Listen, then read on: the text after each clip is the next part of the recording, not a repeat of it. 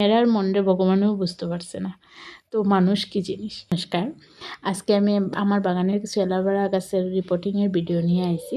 সঙ্গে আপনার লগে আমার মনে চলা কিছু মানসিক দ্বন্দ্বের ঘটনা আপনার লগে শেয়ার করতে আইছি। তো আজকে তো রবিবার, সকালবেলার একটা ইনসিডেন্ট।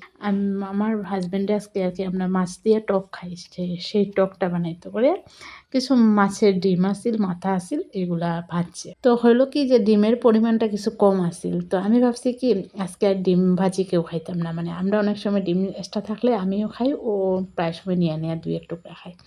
তো আজকে ও আমাকে জিজ্ঞেস করলো, তুমি ডিম ভাজি খাইবাই নি? তো আমি তো মনে মনে ভাবছি যে আমি খাইতাম না। দেখি আমি প্রথমে না করছি, সঙ্গে সঙ্গে আবার ভাবলাম যে ও তো খাইবো, তাহলে আমি না খাইলে কোনো আবার থাকবো নি, আর আমিও খাইয়া নিই, যা হইব দেখা যাইব। তো সঙ্গে সঙ্গে ওরা বললাম কি হ্যাঁ খাইবো। তো আমার হাজব্যান্ড আমার ইনসিডেন্টটা দেখে হাসিয়া কর, তোমার আমি খাইলাম যে এটা লেগে হিংসা লেগে আবার খুলে এনে খাইবে। আমি মনে মনে হাসলাম আর মনে মনে ভাবলাম চিকু আমার মানসিক কীরকম দ্বন্দ্ব। মানে ও খাইতো না, খাইবো বলে আমার খাওয়ার ইচ্ছাটা জাগছে, নাইলে কিন্তু আমি আগে না ডিসিশন নিয়ে নিছি যে আমি মাছের ডিম খাইব না, কারণ এটা কম হইব।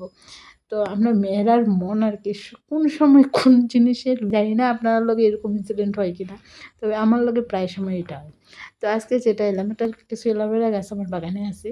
তো এই গাছগুলারে ভাবলাম ফেব্রুয়ারি মাসে রিপোর্টিং করবো, কিন্তু হলো কি ফেব্রুয়ারি মাসে নানান সমস্যার লাগে আমি গাছগুলো রিপোর্টিং করতে পারছি না। তো আজকে যেহেতু বৃষ্টির দিন, আমি বাগানে কিছু কাজও করতে পারছি না।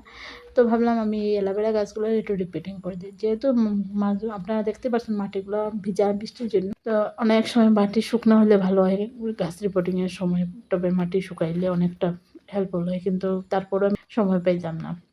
তো অনেকেই আমার কইরা কইন কি যে অ্যালোভেরা গাছে সহজে বাঁচানো যায় না, তোমার অ্যালোভেরা গাছগুলো এত সুন্দর হয় কিনা, মানে আমার রিলেটিভের মধ্যে বা আমার গাছগুলো যারা দেখেন তারা কইন।